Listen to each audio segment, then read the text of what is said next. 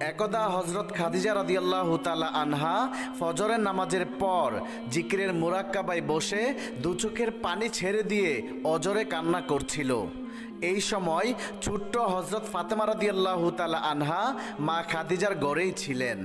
হযরত ফাতেমা রাদিয়াল্লাহু তাআলা আনহা যখন দেখতে পেলেন মা খাদিজা রাদিয়াল্লাহু তাআলা আনহা অজরে কান্না করছে, তখন তিনি কান্না করতে করতে বিশ্বনবীর খুঁজে ঘর থেকে বের হয়ে গেলেন।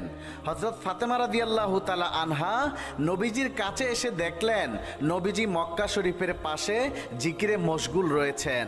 তখন ফাতেমা রাদিয়াল্লাহু তাআলা আনহা কেঁদে কেঁদে নবীকে বললেন, আব্বা, ও আব্বা, আপনি এক্ষুনি বাড়িতে চলুন, আমার আম্মাজান কেন জানি অজরে কান্না করছে। বিশ্বনবী হযরত ফাতেমার মুখে এই কথা শোনার পর আর দেরি না করে সাথে সাথে বাড়ির দিকে রওনা করলেন। নবীজি হযরত খাদিজার ঘরে প্রবেশ করে